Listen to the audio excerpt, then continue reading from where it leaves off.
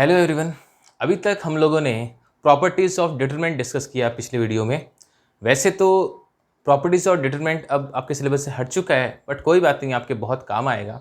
हम लोग अब डिस्कस करने वाले हैं एरिया ऑफ ट्राइंगल्स। वैसे एरिया ऑफ ट्राइंगल्स आपके लिए कोई नया टॉपिक नहीं है। एरिया ऑफ ट्राइंगल्स फाइंड करना आप लोग बचपन से करते आ रहे हो, ठीक है। और कोऑर्डिनेट ज्योमेट्री की बात करें तो कोऑर्डिनेट ज्योमेट्री में अगर आपको कोई ट्राइंगल के वर्टिसेस के कोऑर्डिनेट्स पता है 2D में, ठीक है, तो उसका एरिया कैसे फाइंड करते हैं ये भी आप लोगों ने 10th एंड 11th क्लास दोनों में पढ़ रखा है। देखिए डिस्कस करते हैं। तो फिर हम लोग 12th में क्यों पढ़ रहे हैं? क्योंकि हम लोग 12th में डिटरमिनेंट को यूज करके पढ़ने वाले हैं, ठीक है। तो देखिए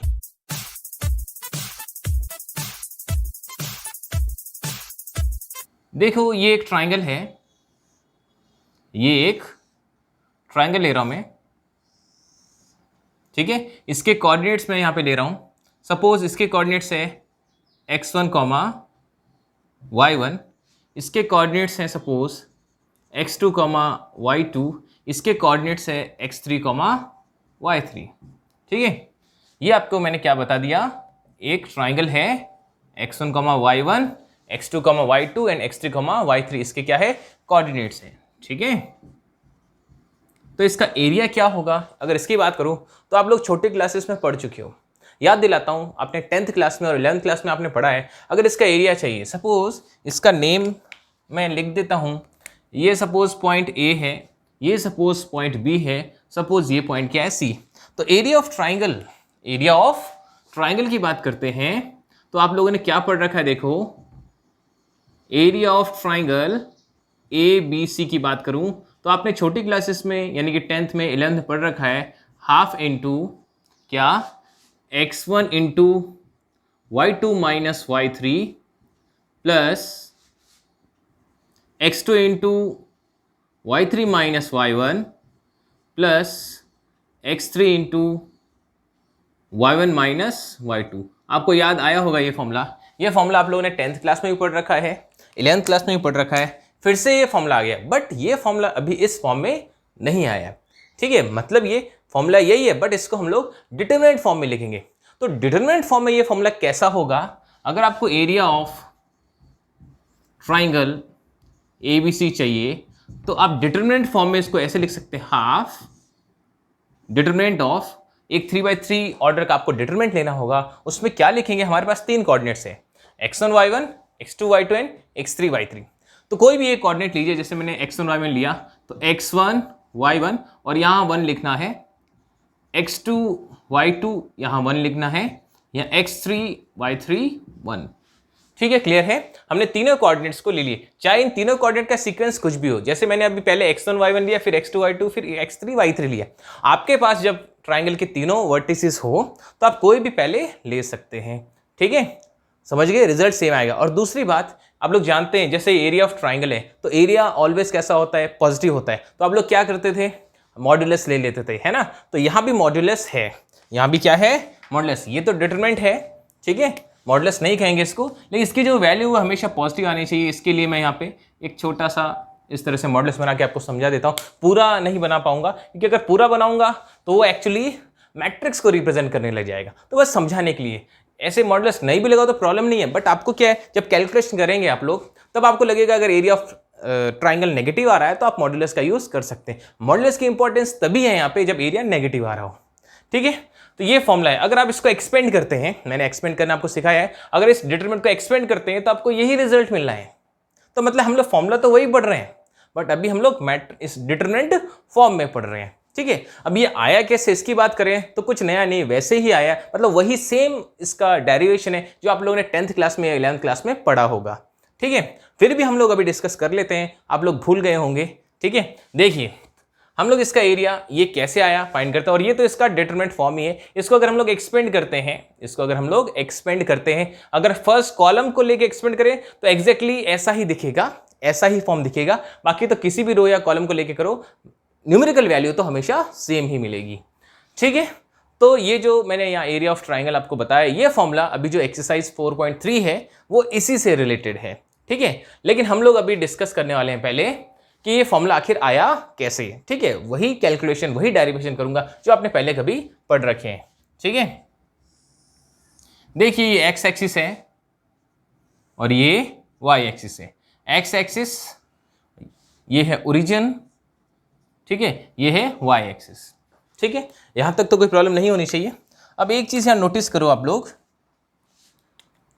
मुझे एरिया ऑफ ट्राइंगल चाहिए। इसके लिए मैं क्या कर सकता हूं, इसके लिए मैं देखो यहां पे परपेंडिकुलर ड्रॉ करूंगा, ठीक है, यहां से भी मैं एक परपेंडिकुलर ड्रॉ करूंगा, यहां से भी मैं एक परपेंडिकुलर ड्रॉ करने वाला हूं, ठीक है। अब एरिया ऑफ ट्राइंगल कैसे फाइंड करूंगा, यहां पे आपको देखो, यहां पे आपको 3 ट्रेपेजियम दिखाई दे रहे हैं। कौन से ट्रेपेजियम दिखाई दे रहे हैं, एक तो है, देखो इसका मैं नेम लिख देता हूं, सपोज इस पॉइंट का नाम है P, इसका नाम है Q, इसका नाम है R। तो ध्यान से देखो, एक आपको यहां पे ट्रेपेजियम दिख रहा होगा APQB, है ना, क्या APQB, मतलब ये क्वाड्रिलेटरल, ये ट्रेपेजियम है, ठीक है। ट्रेपेजियम क्या होता है, एक क्वाड्रिलेटरली होता है, बट उसकी ऑपोजिट साइड का एक पेयर पैरेलल होता है, दोनों नहीं, दोनों पेयर पैरेलल हो जाएंगे तब तो वो हो जाएगा पैरेललोग्राम, ठीक है। हम लोग बात कर रहे हैं ट्रेपेजियम की, ठीक है। तो देखो ये एक ट्रेपेजियम है, दूसरा BQRC, BQRC, BQRC ये भी क्या है, एक ट्रेपेजियम है, ठीक है। तो हम क्या करेंगे, इस ट्रेपेजियम के एरिया प्लस दिस ट्रेपेजियम, इन दोनों एरियाज को ऐड करेंगे और उसमें से ये नीचे एक और ट्रेपेजियम हमको दिख रहा है, कौन सा, APRC, इसको हम लोग माइनस कर देंगे तो मुझे क्या मिल जाएगा, एरिया ऑफ दिस ट्राइंगल। तो यही हम लोग करेंगे। एरिया ऑफ ट्रेपेजियम का फॉर्मूला भी आप लोगों ने छोटे क्लासेस में पढ़ा हुआ है। एरिया ऑफ ट्रेपेजियम का फॉर्मूला क्या होता है, half into sum of parallel sides into distance between them. ये आप लोग हाइट भी यूज करते थे लिखा हुआ, मतलब half into sum of parallel sides, half into जो भी पैरेलल साइड्स है उनकी जो लेंथ है उनका सम, ठीक है, फिर इंटू उन दोनों पैरेलल साइड्स के बीच में जितनी डिस्टेंस है, दोनों पैरेलल साइड्स के बीच में जितनी डिस्टेंस है, जिसको आप लोग हाइट भी बोल देते, वो हम लोग लेंगे। ये फॉर्मूला है, ठीक है। ये किसका फॉर्मूला है, ट्रेपेजियम का फॉर्मूला है, ठीक है। एरिया ऑफ ट्रेपेजियम मैं यहां लिख देता हूं, एरिया ऑफ ट्रेपेजियम आप लोगों ने पढ़ा था, ये होता है half into sum of parallel sides, sum of parallel sides into distance between them, इन दोनों पैरेलल साइड्स के बीच की डिस्टेंस, जिसको आप लोग हाइट भी बोल सकते हो, ठीक है। तो ये फॉर्मूला हम लोग यूज करेंगे इसको डेराइव करने के लिए, ठीक है। तो देखिए कैसे करेंगे, मैं यहां पे लिख रहा हूं एरिया ऑफ ट्राइंगल, देखिए area of triangle ABC, area of triangle ABC find करने के लिए मुझे एरिया ऑफ फाइंड करना पड़ेगा APQB, APQB, फिर प्लस एरिया ऑफ BQRC, ठीक है, माइनस, देखिए मैंने यहां पे कौन सा एरिया ले लिया, एक तो ये पूरा एरिया APQB, फिर इसमें ऐड कर रहा हूं area of this, means area of BQRC, इस ट्रेपेजियम के एरिया, फिर माइनस ये जो ट्रेपेजियम है इसका एरिया मैं माइनस करने वाला हूं, मतलब एरिया ऑफ APRC, APRC।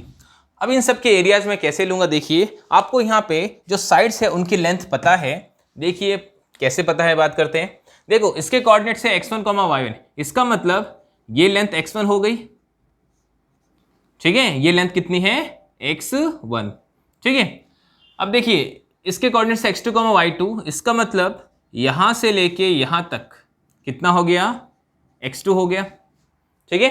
फिर देखिए x3, y3 इसके कोऑर्डिनेट्स है, मतलब ये जो लेंथ है यहां से लेके यहां तक जो लेंथ है, इसको हम लोग क्या बोलेंगे, x3 बोलेंगे, ठीक है। इसी तरह y की बात करें, अगर हम लोग किसकी बात करें, y की बात करते हैं, y कोऑर्डिनेट की, या यूं कह सकता हूं इनमें ये जो वर्टिकल लेंथ्स है, इन वर्टिकल लेंथ्स की बात करें तो देखिए यहां पे परपेंडिकुलर ड्रॉ करता हूं y एक्सिस पे, देखो x1, y1, ये कोऑर्डिनेट कैसा है, x1, y1, तो इसका मतलब ये लेंथ क्या होनी चाहिए, ये लेंथ y1 होनी चाहिए, ठीक है। फिर x2, y2 इसके कोऑर्डिनेट्स है, मतलब अगर मैं परपेंडिकुलर ड्रॉ करता हूं तो ये जो लेंथ है यहां से लेके यहां नीचे तक, ये लेंथ क्या होनी चाहिए, ये लेंथ y2 होनी चाहिए, ठीक है। और ये x3, y3 है, अगर मैं यहाँ से परपेंडिकुलर ड्रॉ करता हूँ तो यहाँ तक की लेंथ, मतलब ये जो लेंथ है ये होनी चाहिए y3। यहाँ मैं बना देता हूँ, ये लेंथ क्या हो जाएगी, y3 हो जाएगी। ठीक है, ठीक से दिख रहा होगा। ठीक है, ये लेंथ y1 है, ये पूरी बड़ी वाली लेंथ y2 और ये y3 है। ठीक है, चाहे तो आप इधर भी कहीं लिख सकते हैं। ठीक है, मैं यहाँ भी लिख देता हूँ। देखो ये जो लेंथ है ये है y1, ये पूरी जो लेंथ है ये है y2 और ये जो लेंथ है ये है y3। ठीक है, समझ गए, ये y1 है, ये यहाँ से यहाँ तक y2 है, ये y3 है, ये पूरी लेंथ। ठीक है, समझ गए होंगे आप लोग। ये y1 लेंथ है, यहाँ से लेके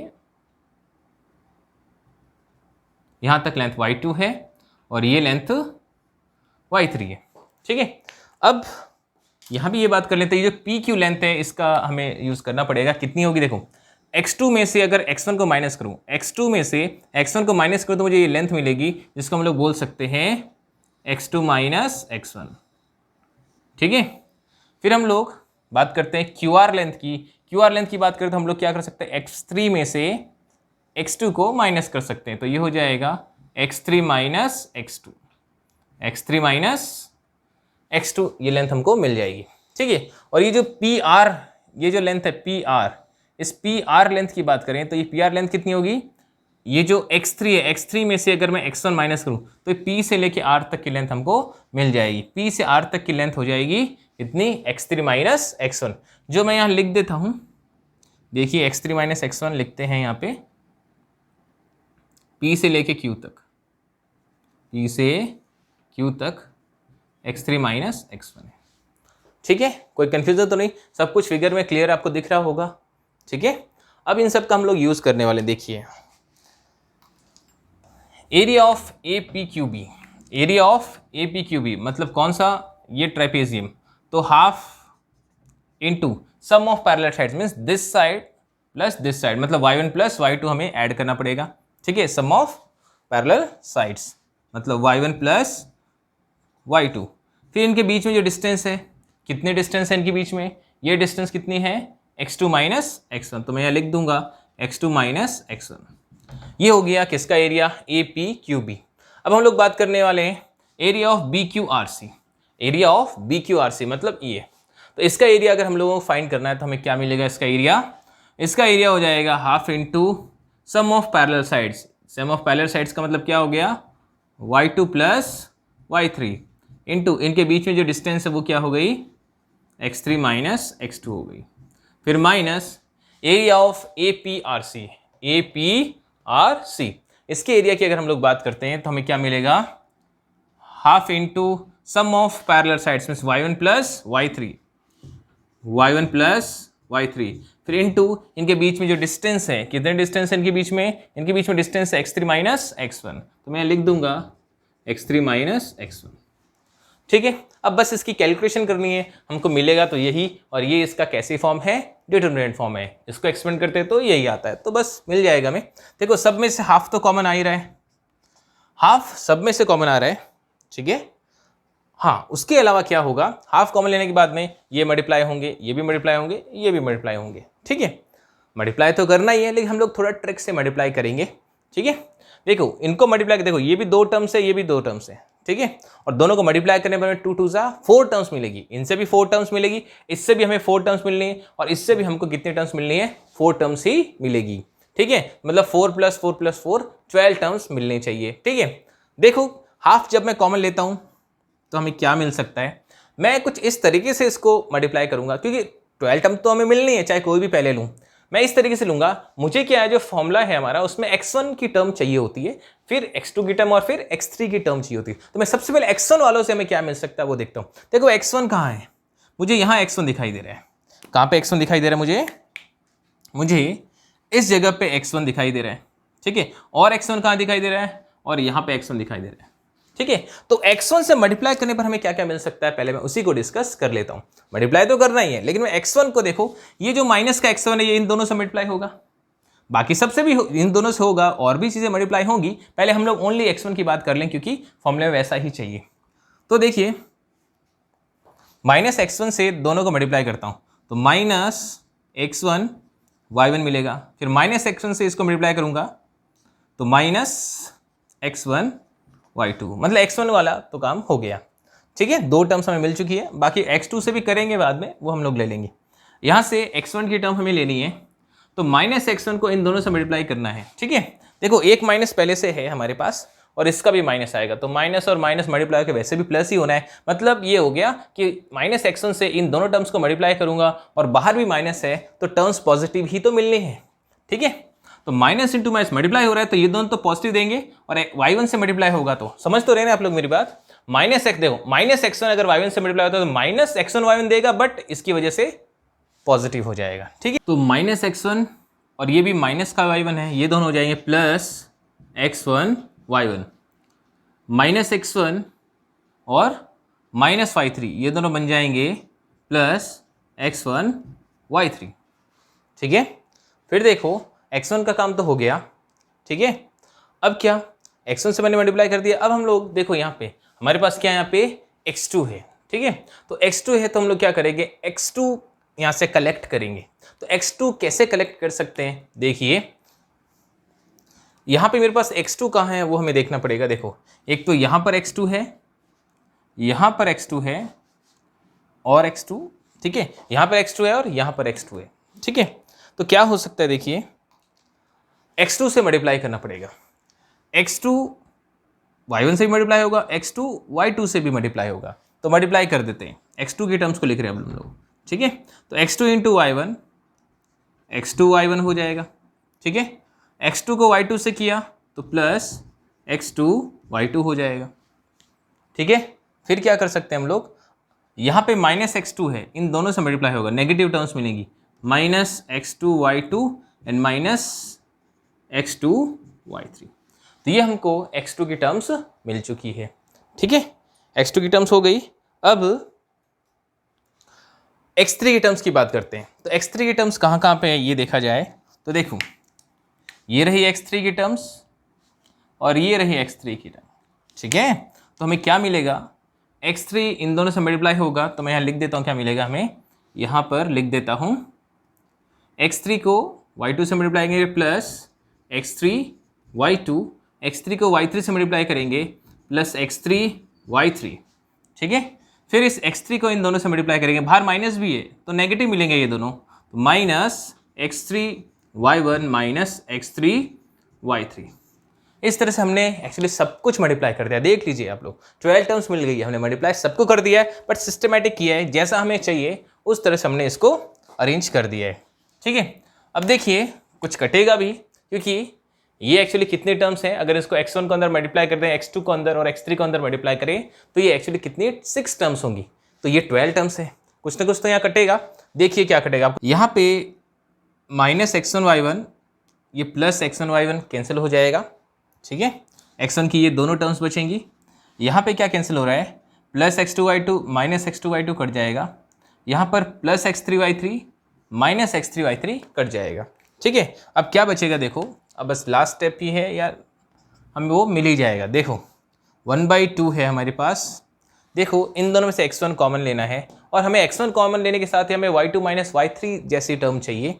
ठीक है, वैसे तो आप जानते हैं यहाँ मॉडुलस है, y2 माइनस y3 मिले या y3 माइनस y2, मतलब यहाँ y2 माइनस y3 है, यहाँ y3 माइनस y1 और यहाँ y1 माइनस y2 है। अगर ये उल्टे भी मिलते हैं तो चलेगा, क्यों, क्योंकि मॉडुलस है। ठीक है, देखो क्या कहना चाहता हूँ मैं, अच्छा x1 कॉमन लेना, पहले y2 चाहिए ना, तो ठीक है माइनस x1 कॉमन आएगा तो मुझे यहाँ क्या मिलेगा y2 और यहाँ मिलेगा माइनस y3, दोनों में से मैंने x1 कॉमन लिया है। ठीक है, x1 लेकिन साथ में माइनस भी कॉमन लिया। ठीक है, माइनस x1 कॉमन लिया क्योंकि माइनस तो यहाँ था ही तो कॉमन तो लेना ही था, माइनस x1 कॉमन लिया तो यहाँ से y2 बच गया और यहाँ पे y3 बचा, बट ये प्लस का माइनस क्यों हो गया, क्योंकि बाहर माइनस हम लोगों ने कॉमन लिया है। इसमें भी ऐसा ही करेंगे, हमको कॉमन लेना है क्या, यहाँ से इन दोनों में से हमको x2 कॉमन लेना है। ठीक है, x2 कॉमन लेना और इस तरीके से कॉमन लेना है कि हमें y3 माइनस y1 मिल जाए, तो मतलब y3 वाली टर्म दोनों में से ये है, तो देखो कॉमन लेंगे तो पहले इसको और बाद में इसको लिखना है, तो कॉमन लेते हैं इसमें, तो फिर माइनस x2 ही लेना पड़ेगा। माइनस x2 कॉमन लेता हूँ तो यहाँ से क्या मिलेगा मुझे y3 मिलेगा और यहाँ से क्या मिलेगा, सॉरी यहाँ से अगर हम लोग दोनों में से -x2 कॉमन ले लेते हैं, यहाँ से y3 मिल गया और यहाँ से तो y1 ही मिलना है, वो भी माइनस का, क्योंकि बाहर हमने माइनस कॉमन ले लिया है। ठीक है, इन दोनों में से क्या कॉमन आएगा? इन दोनों में से भी x3 ही कॉमन आ रहा है, लेकिन x3 के साथ पहले मुझे y1 की टर्म चाहिए, तो x3 कॉमन लूंगा, फिर क्या बचेगा यहाँ पे y1, बाद में इस टर्म को लिख रहा हूँ इसलिए -y2। एक बात आप यहाँ देख सकते हैं, ये सब नेगेटिव आगे कोई बात नहीं, एरिया ही तो है, ठीक है, मॉडुलस होता है, तो ये सब में से ये जो माइनस है ये सब में से हम लोग कॉमन ले लेंगे बाहर। ठीक है, तो क्या हो जाएगा, कॉमन ले लेते हैं। और दूसरी बात अभी आपको डिस्कस करते हैं हम लोग, देखो माइनस कॉमन ले लिया, x1 y2 माइनस y3 बच गया। ठीक है, फिर plus x2 y3 minus y1 और फिर plus x3 y1 minus y2। ठीक है, माइनस हमने कॉमन ले लिया, बट एरिया नेगेटिव तो होता नहीं है ना, इसलिए हम लोग क्या है एक्चुअली मॉड्यूलस लेंगे यहाँ पे। तो मॉड्यूलस जो है वो माइनस हो या प्लस हो, जैसा भी हो, एक्चुअली वैल्यू हमें पॉजिटिव ही देगा, इसलिए मैंने हटा दिया उस माइनस जो कॉमन लिया था बाहर, या कहीं भी लिखो माइनस जो कॉमन लिया था, मॉड्यूलस की वजह से उसको मैंने हटा दिया। क्लियर है ये? ठीक है, तो इस तरीके से आपको क्या रिजल्ट मिला, ये रिजल्ट, ठीक है ना। और ये एक ही चीज़ है, ये इसका डिटरमिनेंट फॉर्म है बस। क्लियर हुआ ये? कोई कंफ्यूजन तो नहीं?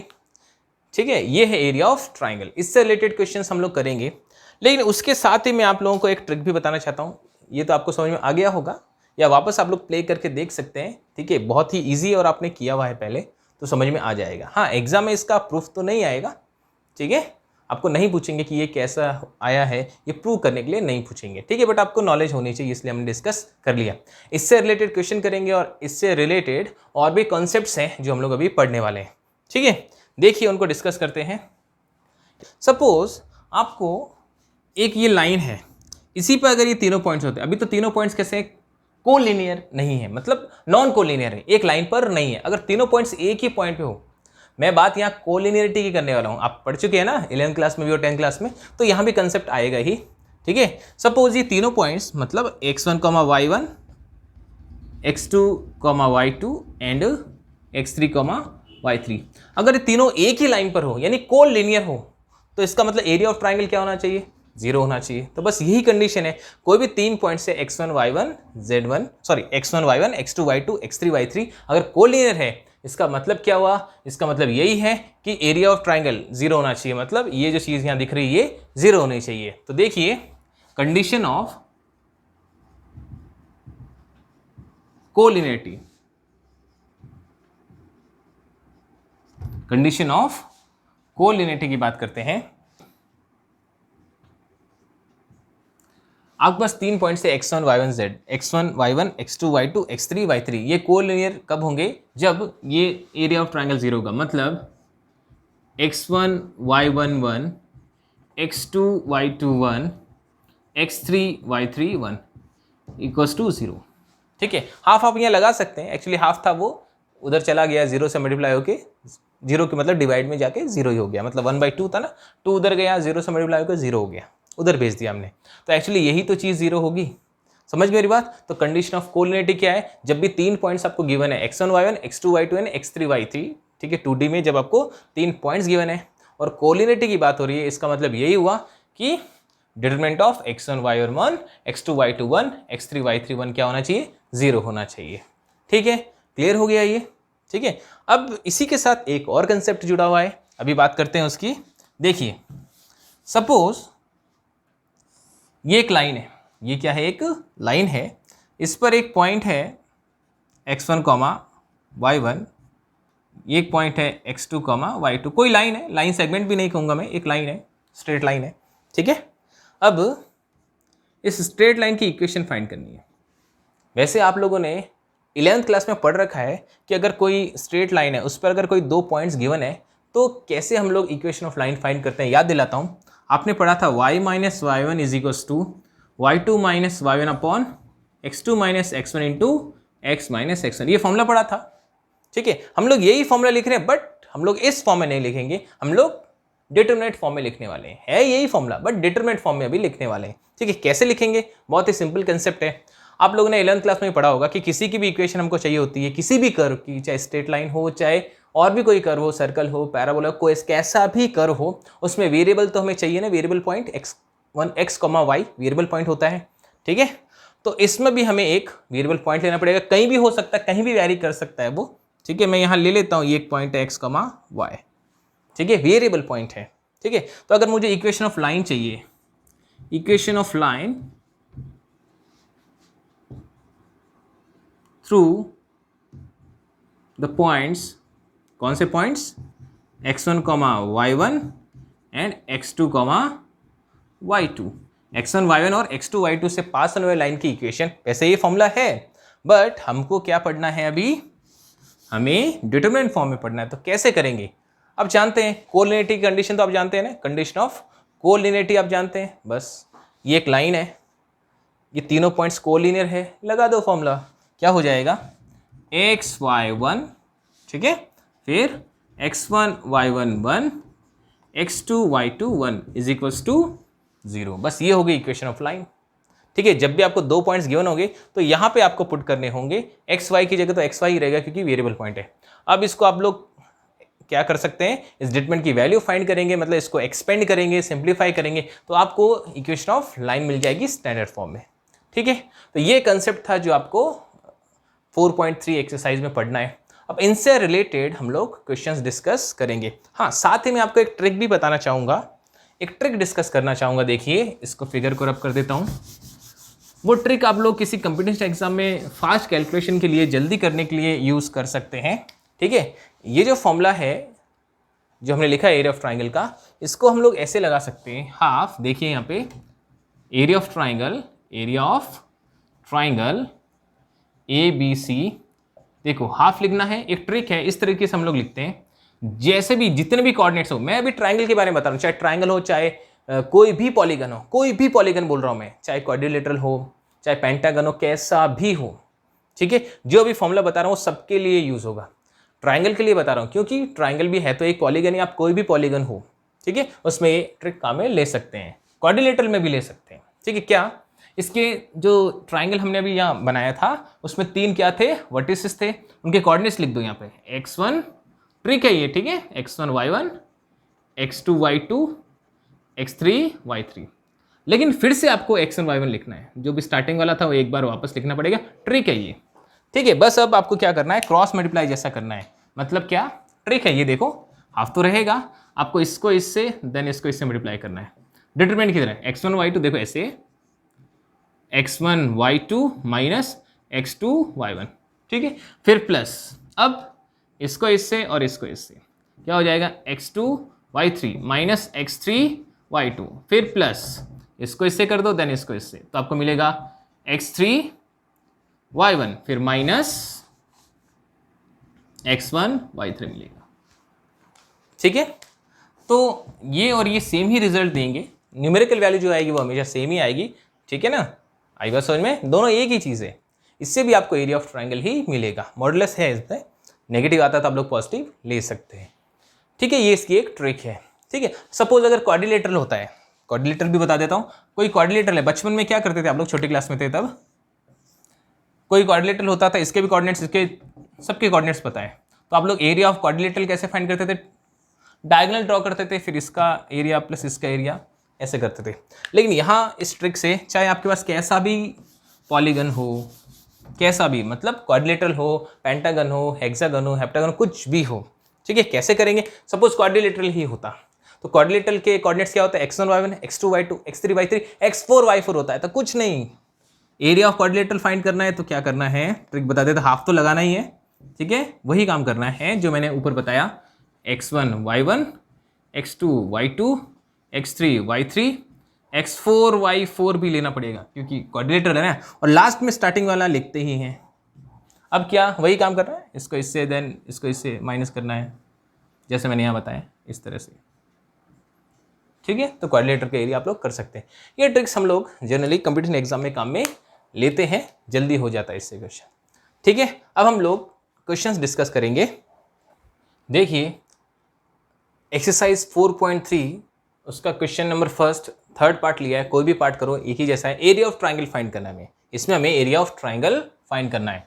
तो देखिए ये तीनों वर्टिसेस गिवन है किसी ट्राइंगल के, हमें इसका एरिया फाइंड करना है, ठीक है। तो कैसे करेंगे, एरिया ऑफ ट्राइंगल, आप चाहो तो ट्राइंगल का नाम भी दे सकते हो, वर्टिसेस के नेम आप लोग लिख सकते हैं। लेट, इसको ए बोल दो, इसको बी बोल दो और इसको सी।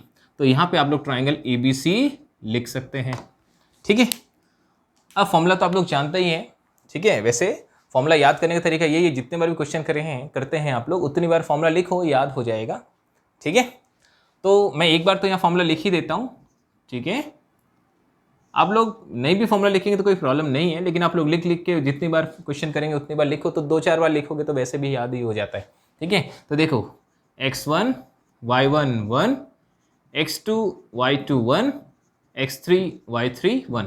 तो यहाँ मैं वैल्यूज पुट करता हूँ। ठीक है, किसकी वैल्यू पुट करूँगा? इन वर्टिसेस की। x1 y1 x2 y2 x3 y3 किसको जिम करूँ? कैसे भी ऑर्डर में आप ले लो, पहले आप लोग x1 y1 बाद में x2 y2 और फिर x3 y3 ले लो, या किसी भी ऑर्डर में लो चलेगा। ठीक है, हाँ x1 के साथ होना y1 ही चाहिए। ठीक है, x2 के साथ y2 ही होना चाहिए। देखो तो -2 -3 x1 y1 है ना। देखिए ये x1 का काम कर रहा है, ये y1 का काम कर रहा है। अभी मैं जो फॉर्मूला लगा रहा हूँ उसमें ये x2 और ये y2, ये x3 और ये y3। ठीक है, तो x1 y1 1, x2 y2 1, x3 y3 1। ठीक है, ये मैंने लिख दिया। मॉडुलस भी है, नेगेटिव आएगा उस वक्त मैं मॉडुलस लगा दूंगा। अभी कैलकुलेशन करते हैं। हाफ, ये डिटरमिनेंट है, किसी भी रो या कॉलम को लेके आप लोग एक्सपेंड कर सकते हैं, ये मैंने सिखाया था, आप लोग जानते ही हैं। ठीक है, किसको लेके करें? फर्स्ट रो को लेके करता हूँ। ठीक है, फर्स्ट रो को लेके करता हूँ तो क्या हो जाएगा? -2 से रिलेटेड रो एंड कॉलम को हम लोग डिलीट करते हैं, याद होगा ना अब तक। तो रो एंड कॉलम को डिलीट करते हैं तब आपको क्या मिलेगा? ये चीज़ मिलेगी। इसका आपको क्या चाहिए? डिटरमिनेंट, मतलब इसको इससे मल्टीप्लाई करना है, देन माइनस इसको इससे मल्टीप्लाई करना है। समझ गए होंगे अब तक तो मैं कर रहा हूँ डायरेक्ट मल्टीप्लाई। 2 × 1 2 1 2, फिर माइनस होता है, ये -8 आ रहा है, पहले से एक माइनस है ही। ठीक है, ये जो मेथड मैंने बताया उसमें माइनस तो होता ही है। ठीक है, फिर ये -8 आ रहा है तो क्या हो जाएगा? +8। समझ गए?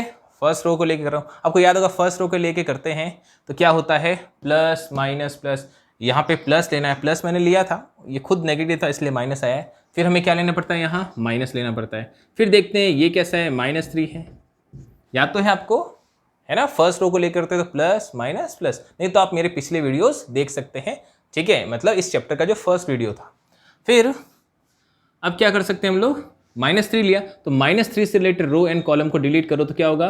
ये 3 मल्टीप्लाई होगा इस 1 से और ये -1 1 से, 3 1 जा क्या हो जाएगा? 3, फिर माइनस, ये -1 मिल रहा है तो क्या हो जाएगा? +1 हो जाएगा। ठीक है, क्लियर हो गया ये।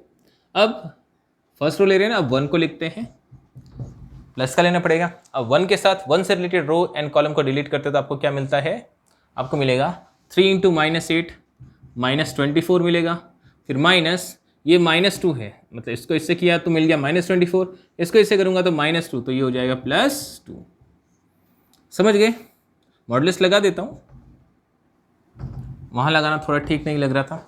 ठीक है, नेगेटिव आता है तो पॉजिटिव लिख दूंगा। आप भूल भी गए मॉडुलस लगाना, कोई बात नहीं, जब इसकी वैल्यू नेगेटिव आएगी तब आपको याद वैसे भी आ जाएगा। ठीक है, देखिए अब 1/2, यहाँ पे देखिए कितना है? 2 + 8 10 हो गया, 10 × -2 -20 हो जाएगा। अब तो कैलकुलेशन आप जानते हैं कैसे करना है। ये 4 है, माइनस इंटू माइनस प्लस हो गया है, 3 4 12 हो गया। इधर -22 है और ये +1 है तो -22 हो जाएगा। ठीक है, कोई कन्फ्यूजन तो नहीं होगी। अब देखिए एडिशन सब्ट्रैक्शन वाली ही बात है। अब तो -20 एंड -22 ये हो जाएगा -42।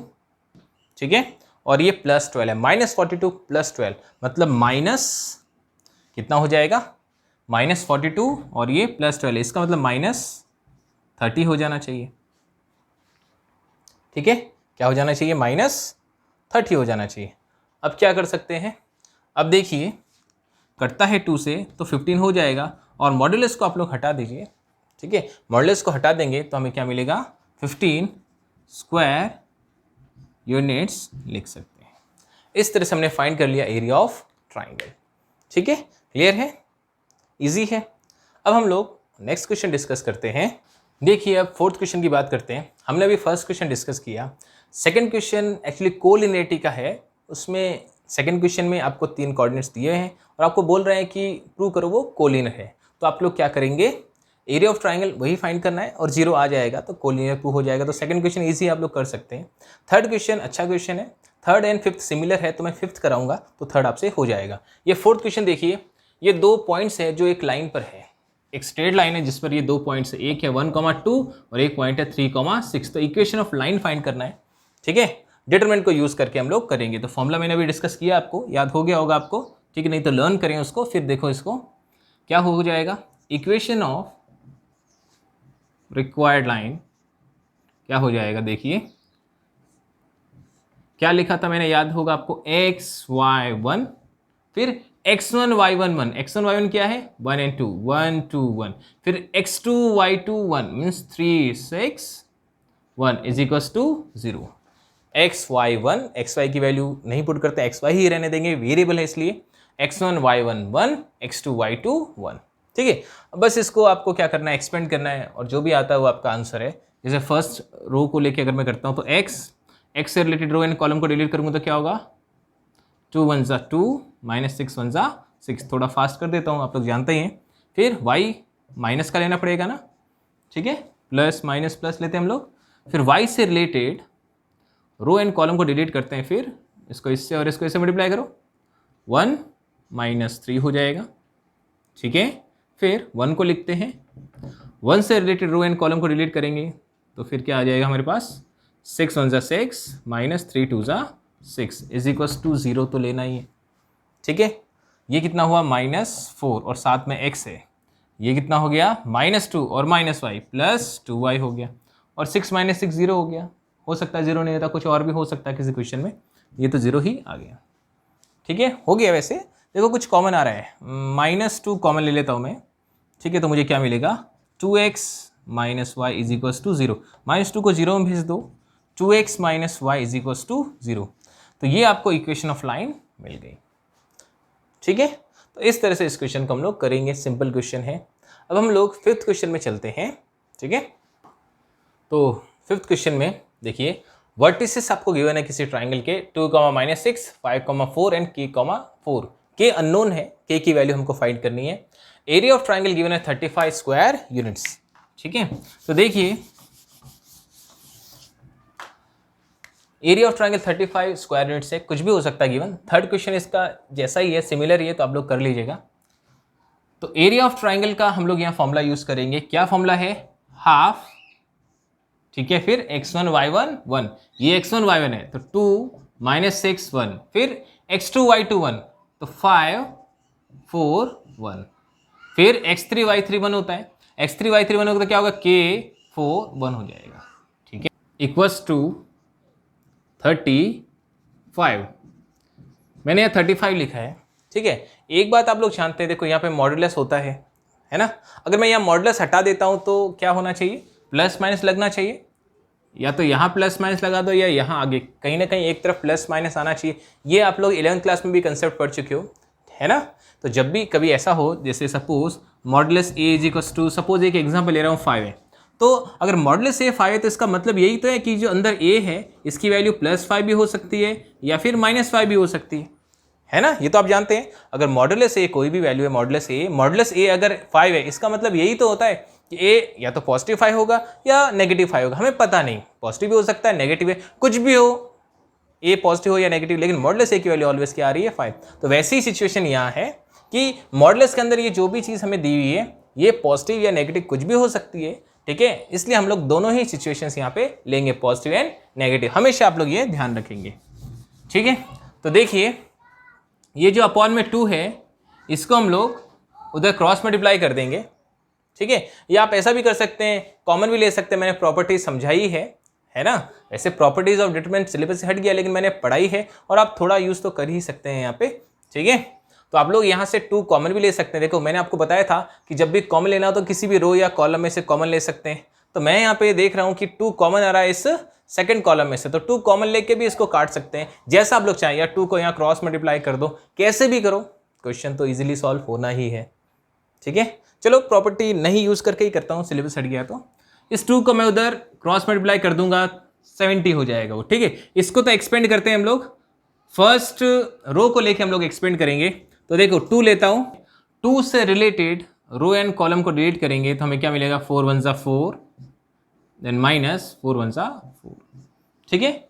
फिर -6, माइनस तो आएगा यहाँ पे, फिर -6 लिया, -6 से रिलेटेड रो एंड कॉलम को डिलीट करेंगे, हमको क्या मिलेगा, 5 1 ज़ा 5 माइनस के, ठीक है। फिर +1 से रिलेटेड रो एंड कॉलम को डिलीट करें तो हमें क्या मिलेगा, 5 × 4 20, देन माइनस के × 4 4k, और इजिकल्स टू हमें क्या लेना है, ±35। हमें दोनों केस लेने पड़ेंगे। अच्छा 35 नहीं है, सॉरी, हम लोग जब 2 को उधर क्रॉस मल्टीप्लाई करेंगे तो हमें क्या मिलेगा, 70 मिलेगा, ठीक है।